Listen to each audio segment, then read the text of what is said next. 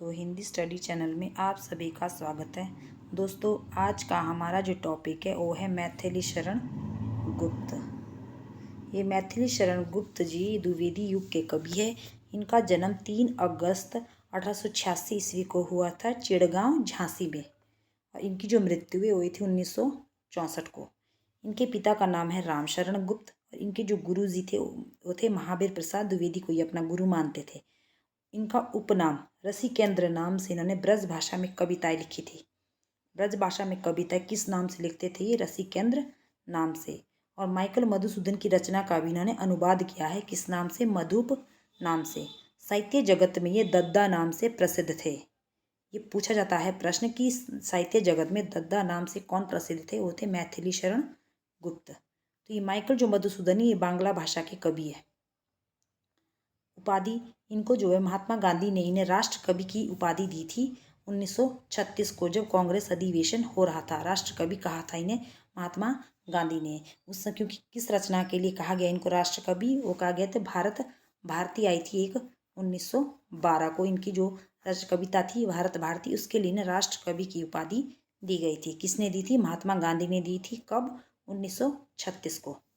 हरिगीतिका छंद के बादशाह कहा जाते इन्हें। और गणपति चंद्रगुप्त ने इन्हें आधुनिक युग का तुलसीदास कहा है। आधुनिक युग का तुलसीदास किसे कहा जाता है? मैथिली शरण गुप्त जी को। और किसने कहा है? गणपति चंद्र गुप्त ने। एक है आधुनिक युग का तुलसीदास, एक है आधुनिक युग का सूरदास। तो आधुनिक युग का जो सूरदास है वो कहा जाता है हरिऔध को। अयोध्या सिंह उपाध्याय हरिऔध को आधुनिक युग का सूरदास कहा है गणपति चंद्र गुप्त ने। और गणपति चंद्रगुप्त ने आधुनिक युग का तुलसीदास कहा है मैथिली शरण गुप्त को। ये दोनों ही इंपॉर्टेंट है।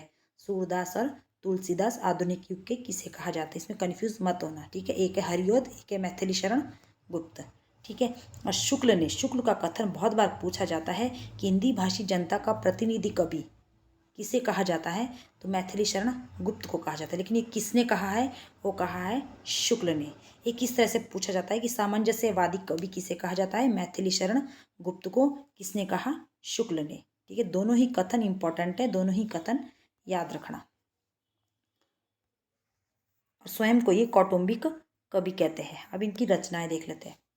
इनकी जो शुरुआती रचनाएं थी वो वैश्योपकारक पत्रिका आती थी एक, जो कलकत्ता से प्रकाशित हुई थी, उसमें प्रकाशित हुई है कलकत्ता से इनकी जो आरंभिक रचनाएं। और जो बाद में जो इनकी रचनाएं लिखी गई थी उन्होंने सरस्वती पत्रिका में प्रकाशित हुई थी। प्रथम काव्य संग्रह इनका रंग में भंग 1909 को। और प्रथम खड़ी बोली की जो कविता है वो हेमंत 1905। हेमंत 1905। अब इनकी कविताएं देख लेते हैं। सबसे पहली प्रथम काव्य संग्रह कौन सा था इनका? रंग में भंग 1909 की। जयद्रथ वध 1910। भारत भारती 1912। इसी के आधार पर इन्हें राष्ट्र कवि कहा गया है। किसान 1917। शकुंतला 1923। इनके रचनाकाल जरूर याद रखना क्योंकि इनके रचनाकाल कई बार क्रम में लगाने को पूछे जाते हैं। यूजीसी नेट या पीजीटी के लिए बहुत इंपॉर्टेंट है। तो पंचवटी 1925। अनग 1925। अनग जो ये इनका नाटक है। हिंदू 1927। त्रिपथगा। झंकार 1929। गुरुकुल। साकेत 1931। साकेत 1931 ये बहुत इंपॉर्टेंट है। ये साकेत 1931। इसी रचना के आधार पर इन्हें गणपति चंद्रगुप्त ने आधुनिक युग का तुलसीदास कहा है क्योंकि साकेत में राम का वर्णन है। यशोधरा 1932। द्वापर 1936। और नहुष नाटक, ये तीनों रचनाएं ये क्रम में लगाने को आती है, तो इनकी डेट याद रखना।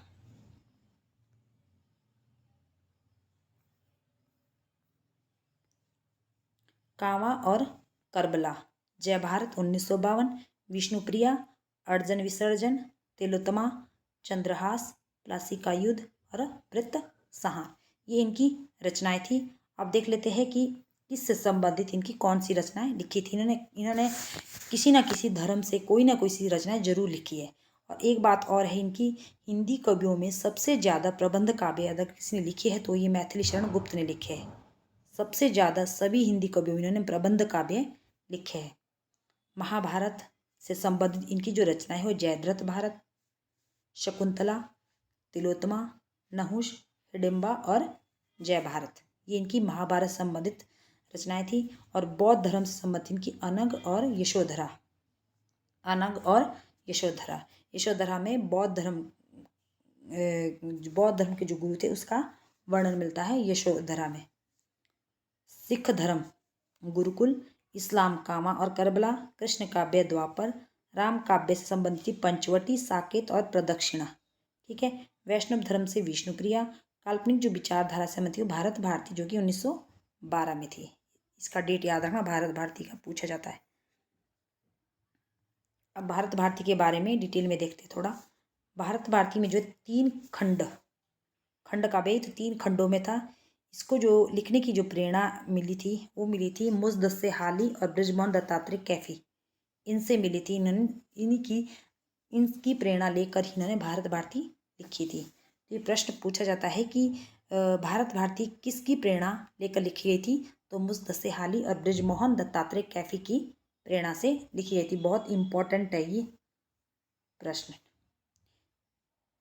इसी रचना के कारण इन्हें राष्ट्र कवि कहा गया है। मैंने बताया था। डॉक्टर बच्चन सिंह ने राष्ट्रीय भावना का सिस्मोग्राफ कहा है। इंपॉर्टेंट है ये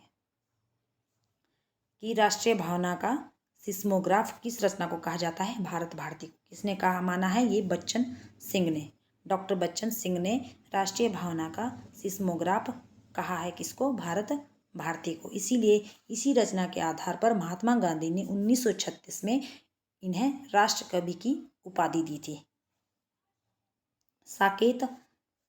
साकेत 1931 में है। इसकी डेट याद रखना।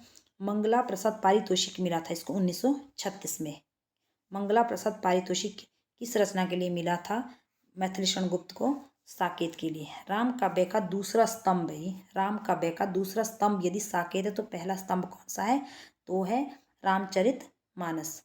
रामचरितमानस पहला स्तंभ है और राम काव्य का दूसरा स्तंभ माना जाता है साकेत को। इसमें कितने सर्ग हैं? इसमें कुल 12 सर्ग है। ये याद रखना, सर्ग पूछे जाते हैं। इसको भी साकेत को लिखने की प्रेरणा कहाँ से मिली इनको?